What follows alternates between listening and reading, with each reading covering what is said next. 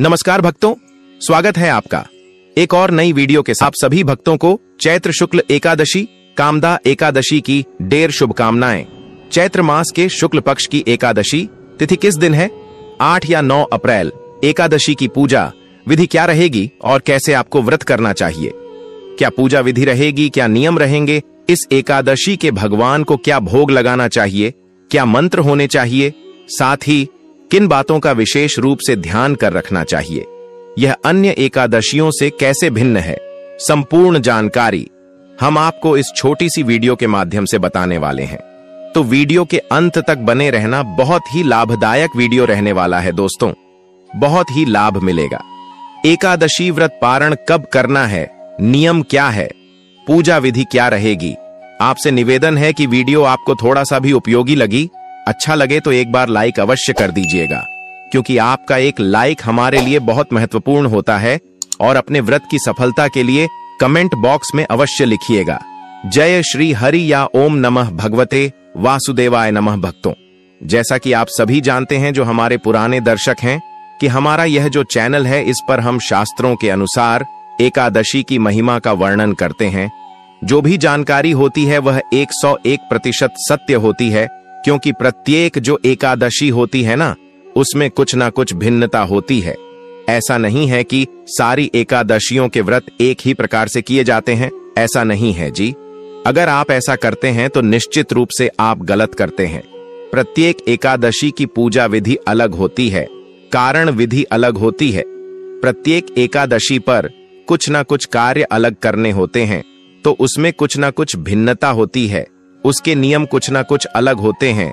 इसका हमें ध्यान रखना चाहिए, और यही गलती है जो अक्सर लोग जाने अनजाने में कर देते हैं और उनका व्रत संपूर्ण नहीं होता, टूट जाता है। अधिकतर लोग क्या करते हैं कि व्रत करने के लिए सुबह उठते हैं, दिन में कुछ खाते नहीं है, शायद कल को जो भी उनको उचित लगता है व्रत के अनुसार वह आहार लेते हैं। अगले दिन व्रत का पारण करते हैं, उनको लगता है व्रत हो गया पूरा। देखिए सर, एकादशी का जो व्रत है ना, वह केवल भूखा रहना मात्रा नहीं है। एकादशी का एक अनुष्ठान होता है, और स्त्री दिवसीय इसका नियम होते हैं। 3 दिन का अनुष्ठान होता है। एकादशी का केवल भूखे रहने से एकादशी का पुण्य फल प्राप्त नहीं होता है। हमारे पास बहुत से ऐसे सज्जन आते हैं, बहुत से माताएं रहने हैं, वह कहते हैं कि गुरुजी, हम बहुत लंबे समय से एकादशी कर रहे हैं, पर इतने समय से एकादशी करते रहने के बाद भी कोई पुण्य फल प्राप्त नहीं हो रहा है, हमारी इच्छा पूरी नहीं हो रही है।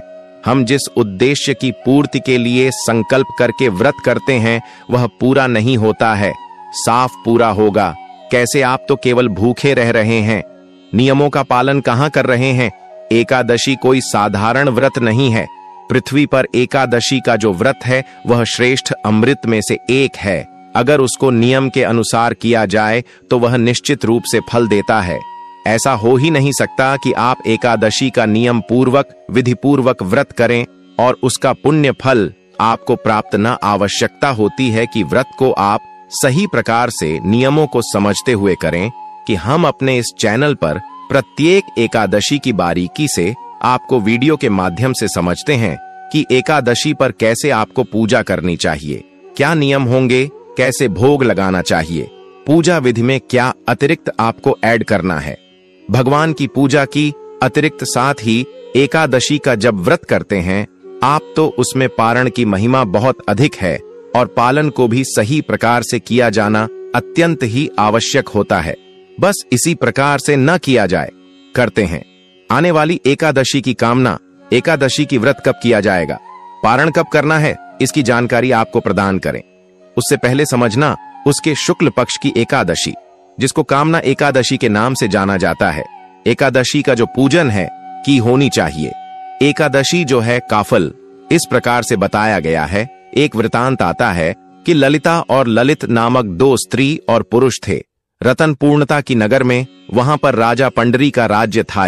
दोनों ही राजा के दरबार में नृत्य गाल का कार्य करते थे।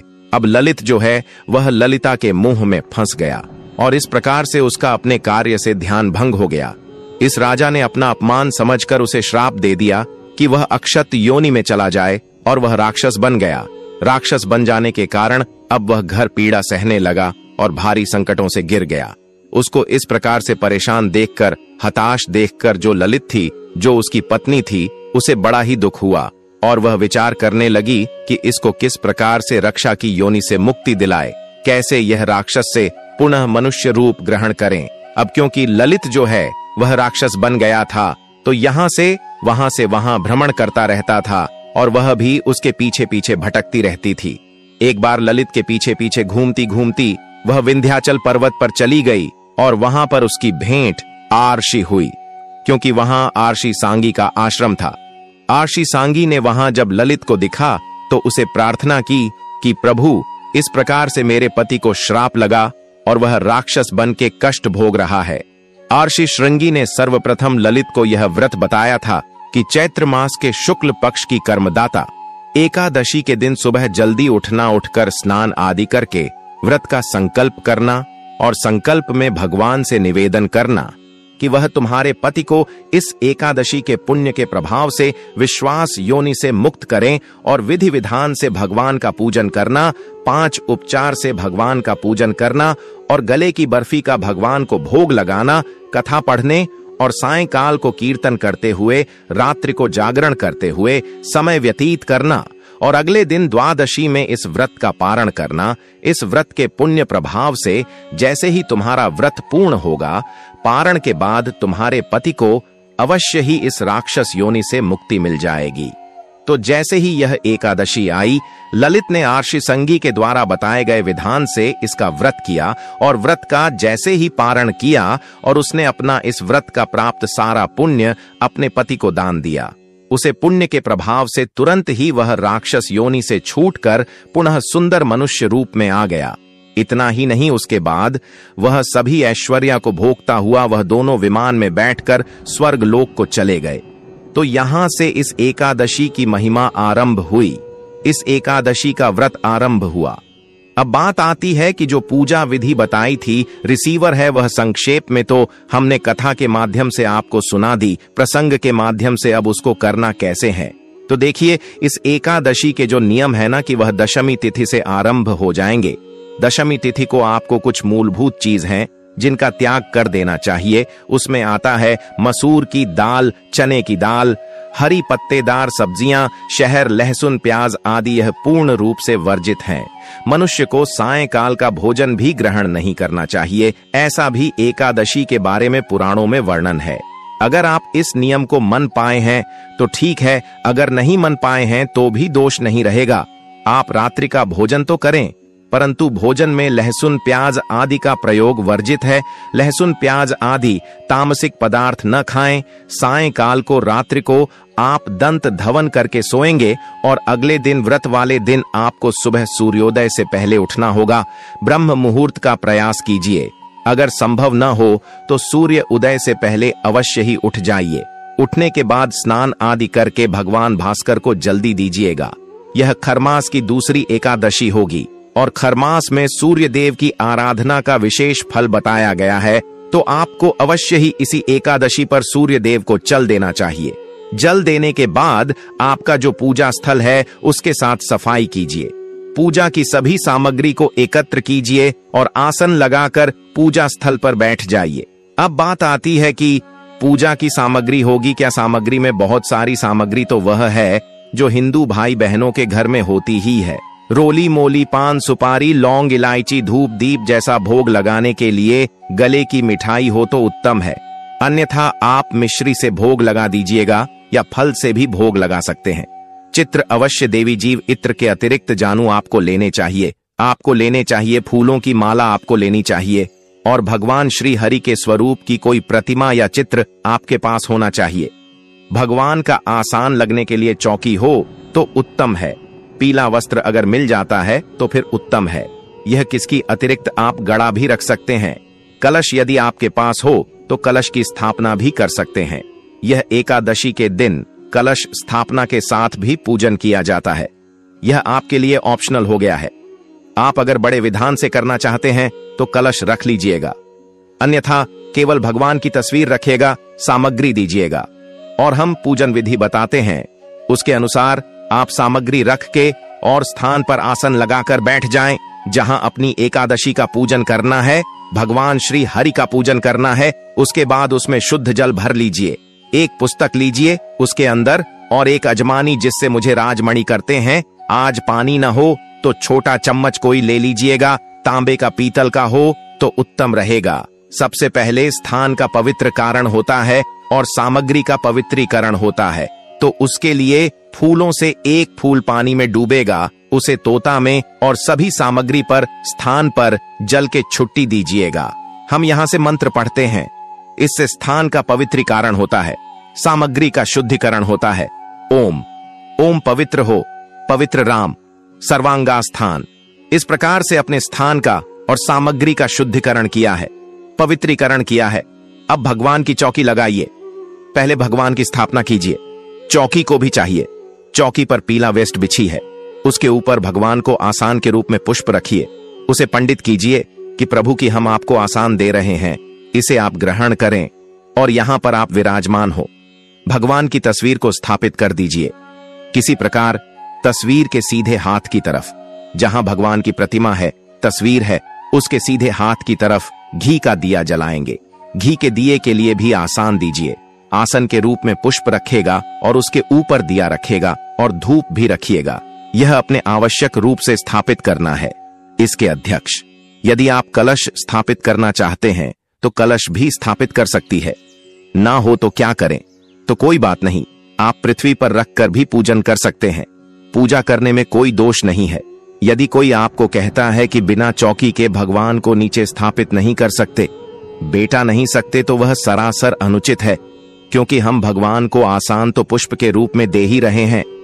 चाहे आप चौकी पर बिठा, चाहे पृथ्वी पर, जब पृथ्वी पर रखकर, जमीन पर रखकर पूजन करें।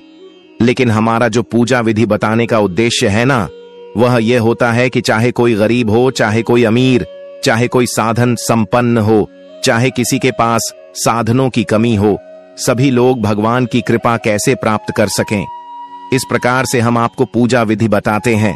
यदि किसी का कच्चा घर भी है ना साहब, तो प्लीज लीजिए, बस आपका लिख लीजिए और वहां पर भगवान को आसान के रूप में फूल रख दीजिए। भगवान से निधन की ही प्रभु, यह आपका आसान है, आप इस पर विराजमान हो। तस्वीर या प्रतिमा जो भी आपके पास स्थापित कर दीजिए। कोई मतलब नहीं है कि अगर चौकी नहीं है तो आपको कोई दोस्त लगेगा। उतना ही फल है जितना चौकी पर रखकर आप पूजन करेंगे, तब मिलेगा अपना। करने के बाद आप सबसे पहले आप अपना हाथ धोएंगे, इसके बाद जलाशमणि करेंगे तो अपने सीधे हाथ पैर जल लीजिएगा। ओम एस्ट्रो प्रक्षणम। फिर एक मंत्र पर 1 चम्मच जल आपको पीना है। 1 चम्मच से जरा अपने सीधे हाथ मिलेंगे और जल पी जाएंगे। जब बोलेंगे तब ओम माधवा आय नमः, जल्दी जल्दी कीजिए। ओम ओम आर्षि की शाह नमो नमः धोने के बाद आप अपने आप को तर्क कीजिए, मौली बंधिए। अगर आपका पारिवारिक जान भी आपके साथ बैठकर पूजन कर रहे हैं तो उन्हें भी तिलक कीजिए। मौलिक बंद किया। भगवान का पूजन करने से पहले हमें पूजन के योग्य होना होता है, उसकी एक प्रक्रिया है। अब आप भगवान को पद्य आर्य अजमानी अर्पित करेंगे। भारतीय वर्ग अजमानी अर्पित करने का विधि है। अगर आपके पास प्रतिमा है तो प्रतिमा को किसी पत्र में रख लीजिए, और यदि आपके पास प्रतिमा नहीं है, तस्वीर है, तो तस्वीर के सामने एक पत्र रखिए जिसमें कि आप पूजा की सामग्री अर्पित करेंगे। भगवान को जो भी चढ़ाना है ना, हम बोलेंगे पूजा में आपको जो चढ़ाएंगे उसके लिए एक पत्र रख लीजिए, कटोरी चाय रख लीजिए, उसमें आप भाषा व्यक्तित्व कीजिएगा। वह अजमानी करने के लिए 1-1 चम्मच पर छोड़ेंगे। जब हम बोलते हैं तब ओम भूर्भुवः स्वाहा, ओम श्री नारायण आय नमो नम छोड़ दीजिए। ओम भूर्भुवः स्वाहा, ओम श्री नारायण नमो नमः छोड़ दीजिए। ओम भूर्भुवः स्वाहा, ओम श्री नारायण नारायण करें। 1 चम्मच जल लीजिए और स्नान के रूप में स्थापित कर दीजिए। जो तस्वीर पर पूजन कर रहे हैं वह ऐसे जल छोड़िए, और जो प्रतिमा पर पूजन कर रहे हैं वह प्रतिमा को डाल सकते हैं। जल से ओम भूर्भुवः स्वाहा, ओम पंचम राम ही पंचामृत करेंगे। पंचामृत से भगवान को स्नान करेंगे। अच्छा दूध, दही, घी, शहद और शक्कर, इसमें शहर क्योंकि एकादशी पर वर्जित होता है, इसीलिए इसके स्थान पर आप गंगा जल मिल लीजिएगा। ये 5 चीज हैं जो पंचामृत आपको इस एकादशी पर बनाना है। पंचामृत संस्थान करने के लिए जो तस्वीर पर पूजन कर रहे हैं वह फूल पर पंचांग लगाइएगा और वह फूल अर्पित कीजिएगा। स्नान करने के बाद भगवान को वस्त्रार्पित करेंगे। वस्त्र अर्पित करने के लिए एक मौलिक का टुकड़ा लेंगे, वह भगवान को अर्पित करेंगे। हम मंत्र पढ़ते हैं, ओम भूर्भुवा स्वाहा श्री नारायण आय नमो नमः वसम समर्प्यारी कीजिए। वस्त्रम उपवास राम यज्ञ करेंगे। भगवान को जानू, आपको हमने बोला था लेने के लिए जानू, आपने ली होगी तो जानू लीजिए, उसे पैरोल लगा लीजिए और वह जानू भगवान पर भी कीजिए। ओम भूर्भुवा स्वाहा श्री नारायण आय नमो नमः के लिए पुष्प पर या हुई पर इतरा लगाइए और वह भगवान को अर्पित कर दीजिए। ओम भूर्भुवा स्वाहा श्री नारायण नमः ओम मित्रम समर प्रेमी। अर्पित करने के बाद भगवान को तिलक करेंगे। तिलक करने के लिए डोली कुमकुम का तिलक करेंगे। भगवान को प्रेम से तिलक कीजिएगा। ओम भूर्भुवा स्वाहा श्री नारायण आय नमो नमः लगाइए। भगवान को तिलक लगाने के बाद कुछ पारित करेंगे। माना है फूलों की, तो फूलों की माला भगवान पारित कीजिएगा। ओम भूर्भुवा स्वाहा ओम श्री नारायण नमो नमः पुष्पम समर्पयारी परम गुरु माला अर्पण कीजिए। माला पहनने के बाद धूप अंदर से हमें दीपम दशम ओम भूर्भुवा स्वाहा ओम श्री नारायण नमो नमः दिखाइए और दीप दिखाइए। भगवान को दीप दिखाने के बाद अर्पित करेंगे। नमो नमः के रूप में आपके पास यदि नारियल की बर्फी है, नारियल की मिठाई है तो वह भगवान पर कीजिए, बहुत उत्तम रहेगा। भगवान को ओम भूर्भुवा स्वाहा श्री नारायण नारायण को तांबूल अर्पित करेंगे। तांबूल क्या होता है? पान के पत्ते होते हैं, उन्हें ही तांबूल बोलते हैं। तो पान के पत्ते 7 की मात्रा में श्री हरि विष्णु को अर्पित करेंगे। दक्षिण के रूप में 1 रुपए का सिक्का या उससे अधिक अर्पित करेंगे। करनी है भगवान को अर्पित कीजिए और हाथ जोड़कर भगवान से प्रार्थना कीजिए कि प्रभु आज के दिन हम यह कामना एकादशी का पूजन कर रहे हैं, व्रत कर रहे हैं, हम इसे सफलतापूर्वक कर पाए कि हमें शक्ति दीजिए। इस प्रकार भगवान से प्रार्थना करेंगे। यह अपने पूजन किया है। पूजन करने के बाद आपको कथा श्रवण करनी चाहिए, विष्णु सहस्त्र नाम का पाठ करना चाहिए या सुनना चाहिए। आप नारायण कवच भी इस दिन सुन। यह 3 चीज ऐसी है जो आपको कामदा एकादशी पर सनी चाहिए। यह कथा हम आपको हमारे चैनल पर उपलब्ध करा देंगे, इसलिए हमारे चैनल को जरूर सब्सक्राइब कर लें ताकि जो भी ज्ञानवर्धक जानकारी कथा है जो आपको सीधे माध्यम से प्राप्त हो सके। उसके बाद भगवान की आरती करेंगे। जो भी भोग हमने भगवान के लिए बनाया है वह अर्पित करेंगे और जमीन पर सोकर रात को अर्पित करेंगे या फिर भजन कीर्तन करके आप रात का समय व्यतीत कर सकते हैं। कामदा एकादशी कथा अनुसार मनुष्य अपने सुखों का चिंतन करें, यह बुरा नहीं है, किंतु समय असम में ऐसा चिंतन मनुष्य को उसके कर्तव्य से विमुख कर देता है, जिससे उसे घर कष्ट भोगने पड़ सकते हैं। आपने सुना होगा एक कथा अनुसार गंधर्व ललित ने भी रक्षा होकर ग्रहणीत कार्य किया और कष्ट हो गए, किंतु भगवान विष्णु की कथा का कई अंत नहीं है। वह मनुष्य को उसका मनचाहा फल देते हैं, किंतु जब मनुष्य स्वयं कम करें और उसका फल किसी दूसरे को अर्पण करे तो उसका वह कम तब से भी अधिक प्रभावशाली होता है और पुण्य दान करने वाला देव तुल्य हो जाता है। इसलिए प्रत्येक एकादशी का हिंदू धर्म में बहुत ही ज्यादा शुभ महत्व बताया गया है। साल की 24 एकादशी में से यह एकादशी बहुत ही शक्तिशाली एकादशी है, इसलिए जो भी उपाय आपको बताया है उसको हमारे द्वारा बताए हुए नियम द्वारा जरूर ही करें, बहुत ही लाभ देगा। आपको अपने व्रत को सफल करने के लिए पूजा विधि शुभ मुहूर्त पर करना चाहिए। दोस्तों, हमारे द्वारा बताई हुई जानकारी कैसी लगी कमेंट बॉक्स में हमें जरूरी बताएं और कमेंट बॉक्स में लिख दें।